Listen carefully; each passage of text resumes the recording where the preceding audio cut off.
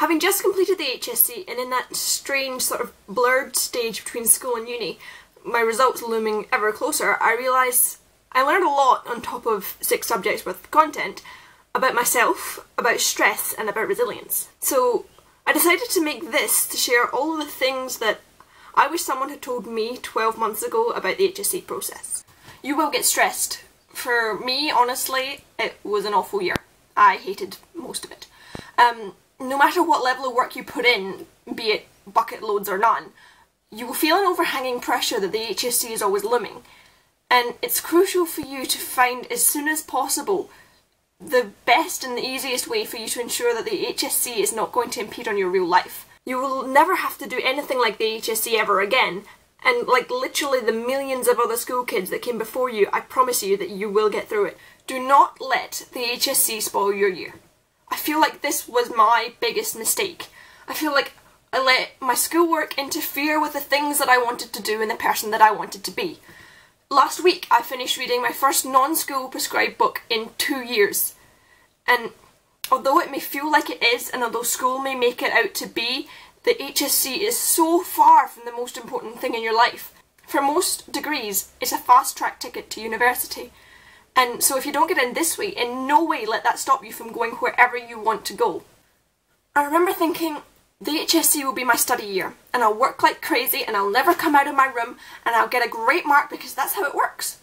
Because at that point I wanted a 95 ATAR, and that was how it happened. You can't do it.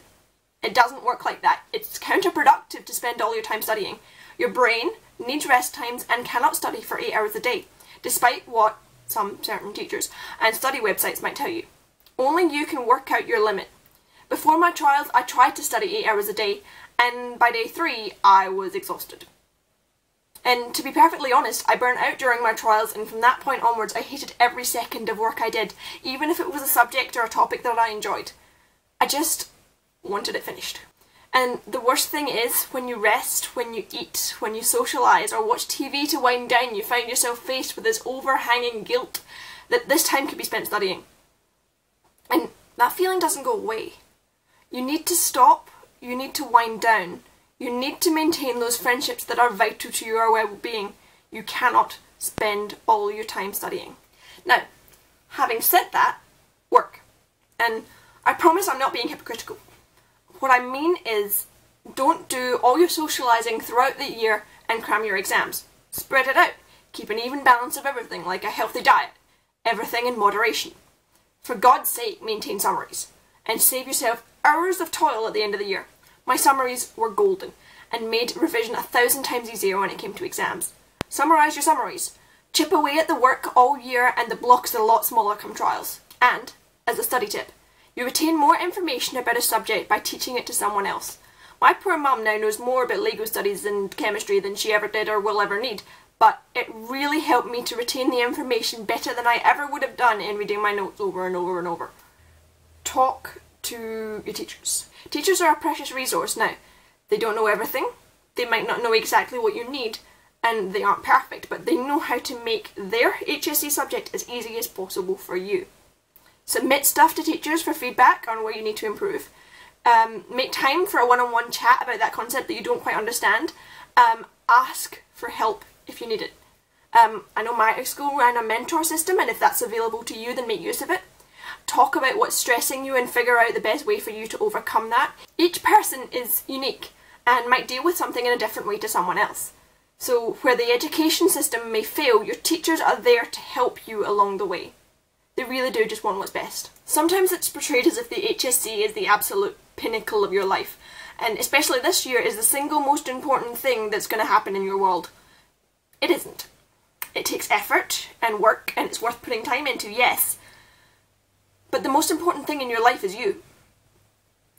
Look after yourself, your body and your mind, because if you do that, everything else in your life becomes that little bit easier. Your friends are important, your family and your passions.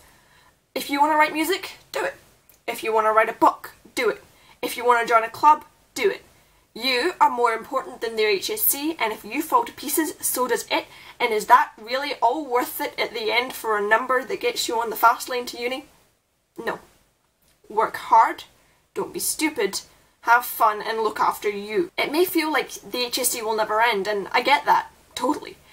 But it does, and all that information that's now floating about in your head will seem increasingly pointless, which in some ways it is, and it very well may be, and in others, you've now got skills and knowledge that you would never have had before, and you're very privileged to have that.